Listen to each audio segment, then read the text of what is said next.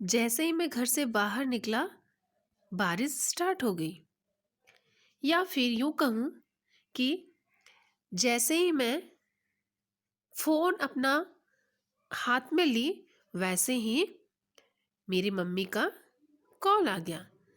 तो इस तरह के आप सेंटेंसेस बहुत यूज़ करते हैं। हम अपने डेली लाइफ में उसको बहुत ही यूज़ करते हैं कि जैसे ही मैं वहाँ पहुँचा वो जा चुका था। अब आप समझ ही रहे होंगे कि मैं आपको कौन से कंजक्शन की बात कर रही हूँ। मैं आप सबको पता है कि मैं आपको कंजक्शन पढ़ा रही हूँ, बट कंजक्शन में मैं आज आपको कौन से कंजक्शन की बारे में बताने वाली हूँ। आई थिंक लोगों ने गेस भी कर लिया होगा। तो जी हाँ, मैं आपको आज नो सूनर देन का यूज़ बताने वाली हूँ इसमें, कि इसका यूज़ कैसे करते हैं, जो कि बहुत ही इम्पॉर्टेंट कंजक्शन है। हमेशा पता होता है कि ये कैसे यूज़ करते हैं। मतलब ये ठीक है, नो सुनर देन का यूज़ किया जाता है, बट कैसे करते हैं कैसे नहीं किया जाता ये हम नहीं जान पाते हैं। तो चलिए स्टार्ट करते हैं और देखते हैं। So hi everyone, this is Pooja. Welcome back to my YouTube channel IAS point. And please आप अगर हमारे यूट्यूब चैनल पर नए हैं तो उसे सब्सक्राइब करना मत भूलिएगा। So let's start. हम अपने टॉपिक पे आते हैं और देखते हैं कि हम क्या पढ़ने वाले हैं। मैंने यहाँ पे एक सेंटेंस लिखा है कि जैसे ही मैं स्टेशन पहुंची थी कि ट्रेन चल दी। ज्यों ही मैं स्टेशन पहुंची थी कि ट्रेन चल दी। ये बहुत ही कॉमन सेंटेंस है, हम अक्सर ये यूज़ करते हैं और हमारे साथ ऐसा होता है। तो अगर आपके पास ऐसे सेंटेंसेस आए या आपके दिमाग में आए, आपको ऐसे बोलना है कि जैसे ही मैं स्टेशन पहुंची कि ट्रेन चल दी, तो हम कैसे यूज़ करते हैं? हम इसको नो सूनर से स्टार्ट करते हैं। तो लिखेंगे नो सूनर। नो सूनर के बाद क्या करते हैं? हम हेल्पिंग वर्ब लगाते हैं। हेल्पिंग वर्ब जैसे हम देखते हैं कि ये हमारा प्रेजेंट इंडेफिनिट का है कि पास्ट इंडेफिनिट का है, यानी कौन से टेंस का है। तो आप देख रहे हैं पहुंची थी है, तो यानी ये कौन सा टेंस है? पास्ट परफेक्ट टेंस है। तो हम यहाँ पे क्या लिखेंगे? Had. No sooner had.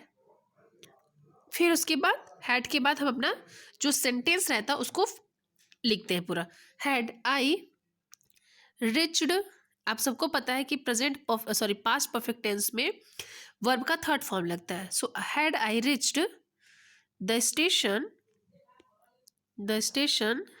Sorry, यहाँ पे हो नहीं रहा है, मैं यहाँ पे लिख दूंगी दूसरे कलर में ताकि आपको समझ में आए। स्टेशन। जब हम इतना लिख देते हैं, यानी पहले तो हम नो सुनर लगाते हैं। नो सुनर के बाद हम क्या करते हैं? जो हमारा हेल्पिंग वर्ब होता है हम उसको लगाते हैं। लगाने के बाद जो हमारा सेंटेंसेस रहते हैं उसको लिख लेते हैं। उसके बाद हम क्या करते हैं? इसमें देन भी आता है। देन भी वाक्य में अवश्य आती है, जरूर आती है। तो हम क्या लिखेंगे वहां पे? देन। ये इसके बाद का टेंस है, सॉरी स्टेशन के बाद का, क्योंकि यहाँ पे हो नहीं रहा है इसलिए मैं ऊपर लिख दे रही हूँ। देन यहाँ पे छोटा दे टी रहेगा। Then the train started. The train started यानी जैसे ही मैं स्टेशन पहुंची ट्रेन चल दी। No sooner had I reached the station then the train started. अब यहाँ पे आपको देन की स्पेलिंग याद रखना है कि आपको देन की स्पेलिंग ये रहेगी, देन, न कि देन। ये आपको याद रखना है कि हमें ये स्पेलिंग लिखना है, न कि ये। बहुत सारे ऐसे लोग होते हैं जो कि देन की स्पेलिंग हमें लगता है कि अच्छा ठीक है ये देन है, तो हम देन। लेकिन इसको मैं आपको बता दूं कि ये जो है इसको हम देन पढ़ते हैं, इसको हम देन पढ़ते हैं और इसको हम दैन पढ़ते हैं। तो आपको देन का यूज करना है, ना कि देन का। अगर मैं आपको दूसरा सेंटेंस बोलूँ, जैसे कि अगर मैं कुछ और सेंटेंस बोलूँ, तो मैंने लिखा जैसे कि जैसे अब मैं टीचर हूँ तो जाहिर सी बात है, मैंने बोला कि जैसे ही घंटी बजी वैसे ही छात्र क्या किए? स्टूडेंट्स क्लास से बाहर दौड़े। जैसे ही घंटी बजी क्लास ने क्या बच्चे ने क्या किया? जितने भी कक्षा में छात्र थे वो बाहर दौड़े। तो अगर इससे हम बनाएंगे तो कैसे बनाएंगे? No sooner. अब उसके बाद जैसे ही घंटी बजी, तो बजी है ई आया है यानी पास्ट इंडेफिनिट टेंस है, तो हम पास्ट इंडेफिनिट का टेंस का क्या होता है, did. Did the bell ring. फिर उसके बाद जब हम सेंटेंस को फ्रेम कर लेते हैं तो हम क्या लगाते हैं, देन। देन अब उसके बाद जो हमारा सेंटेंस रहेगा वैसे ही मतलब छात्र जो थे कक्षा से बाहर निकले, क्लासरूम से बाहर वो निकले, तो देन के बाद हम अदर जो हमारा सेंटेंस रहता है उसको हम ऐड करते हैं। Then the boys ran out of classroom. तो आप समझ रहे होंगे कि आप नो सूनर और देन का यूज़ कैसे करते हैं। सबसे पहले हम क्या करते हैं, नो सूनर लगाते हैं, यानी जो हमारा सेंटेंस रहता है वो पहले हम नो सूनर लगाएंगे, उसके बाद हम हेल्पिंग वर्ब लगाते हैं डिड। फिर हमारा जो सेंटेंस रहता है जैसे घंटी बजी, तो जाहिर सी बात है डिड है, फिर द बेल रिंग, उसके बाद हम क्या करते हैं, देन का यूज़ करते हैं, THAN। देन के यूज़ करने के बाद जो हमारा दूसरा सेंटेंस रहता है हम उसको फ्रेम कर देते हैं, जैसे then the boys ran out of classroom. इस तरीके से हम नो सूनर का यूज़ करते हैं। नेक्स्ट मैं आपको बताने वाली हूँ, ये भी बहुत इंपॉर्टेंट है, हार्डली। आई थिंक सबको ये पता होगा, हम बहुत यूज़ करते हैं हार्डली या फिर स्कैर्सली। हार्डली या फिर स्कैर्सली, आफ्टर दैट वेन। अब इसका मतलब क्या होता है, हार्डली एंड स्कैर्सली का मतलब होता है निगेटिव अर्थ में लिया जाता है इसको, न कि पॉजिटिव में। इसको हम निगेटिव अर्थ में लेते हैं हार्डली और स्कैर्सली को। इनका जो मतलब होता है वो होता है मुश्किल से। हम अक्सर बोलते हैं ना, मुश्किल से वो एक क्वेश्चन कर पाया है, बहुत ही क्वेश्चन आया था जो बहुत टफ थे, लेकिन वो मुश्किल से 1 या 2 क्वेश्चन ही कर पाया है। तो ये हमारा किससे यूज स्टार्ट होता है, हार्डली या फिर स्कैर्सली से। हार्डली या स्कैर्सली के तुरंत बाद क्या होता है, हेल्पिंग वर्ब हैड के साथ दूसरा वाक्य वेन से शुरू होता है, जो कि बहुत महत्वपूर्ण है। हालांकि ऐसे आपको समझ नहीं आएगा, चलिए मैं आपको एग्जांपल बताती हूँ। जैसे मैंने यहाँ पे एक सेंटेंस लिखा है, मैं मुश्किल से अस्पताल पहुंची थी कि बारिश होने लगी। मैं बहुत कठिनाई से अस्पताल पहुंची थी कि बारिश होने वाली थी। जाहिर सी बात है, कोविड-19 इतना फैला हुआ है, तो जाहिर सी बात है थोड़ा सा भी अगर जुकाम भी हो जाए तो भी उसको हॉस्पिटल जाना पड़ता है। तो अगर ऐसे सेंटेंसेस आए, या फिर मुश्किल से मैं 2 क्वेश्चन कर पाई, या फिर मैं अगर बोलूँ कि वह मुश्किल से मतलब बुखार ठीक हुई थी कि उसे खांसी आना स्टार्ट हो गई, लो कोविड का लक्षण भी स्टार्ट हो गया उसको। तो अगर ऐसे सेंटेंसेस आए तो हम बनाते कैसे, जैसे आप यहाँ पे देख रहे हैं, मैं मुश्किल से अस्पताल पहुंची थी कि बारिश होने लगी, यानी बारिश स्टार्ट हो गई।